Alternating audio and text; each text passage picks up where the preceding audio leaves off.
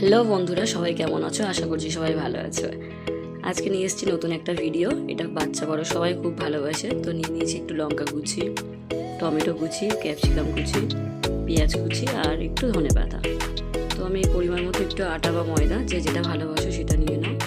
একটা পাত্রের মধ্যে ঢেলে নিলাম পরিমাণ মতো, নিয়ে একটু নুন দিলাম, দিয়ে এটাকে ভালো করে মাখিয়ে নিলাম যাতে নুনটা ভিতরে ভালোভাবে মিশে যায়।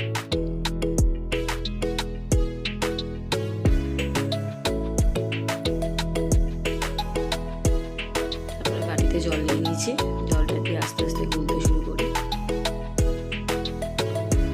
এটা হাতের সাহায্যে ভালোভাবে মিশিয়ে ভালো করে ফাটিয়ে নিতে হবে যাতে কোনো ডালা ডালা না থাকে।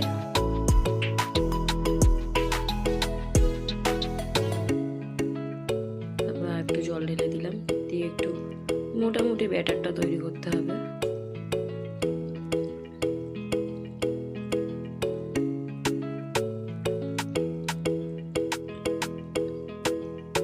এটা খুবই স্বাস্থ্যকর খাবার। এটা সবজি দিয়ে বাচ্চাদের টিফিনে, বড়রা সবাইকে খাওয়াতে পারে। তো এক এক করে সব সবজিগুলো দিয়ে দিলাম। তোমরা চাইলে এর মধ্যে একটা ডিম ফাটিয়ে দিতে পারো বা আরও সবজি অ্যাড করতে পারো, যেমন গাজর, বিট, পালং শাক। তো সবজিগুলো ঢেলে দিয়ে সবগুলো কাচিয়ে ভালো করে একটু মেখে নিলাম। নিয়ে আরও একটু জল লাগলে একটু জল দিয়ে দিতে হবে।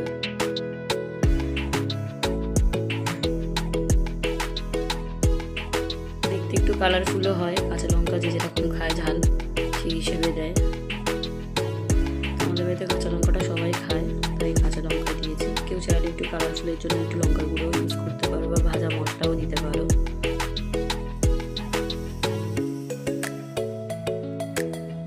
এটা শুধু শুধুও খাওয়া যায়, তরকারি দিয়েও খেতে পারো, ইনফ্যাক্ট সস দিয়েও খেতে পারো।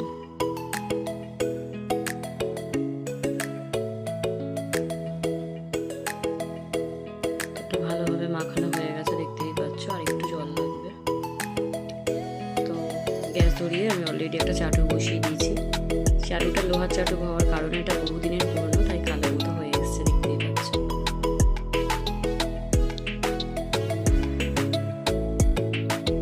ব্যাটারটা তৈরি হয়ে গেছে। এরকমভাবে তেলটা গরম করে চামচের দ্বারা প্রথমে 1 চামচ দিলাম, পরে আর 1 চামচ দিয়ে হাতা দিয়ে এটাকে ঘুরিয়ে দিলাম।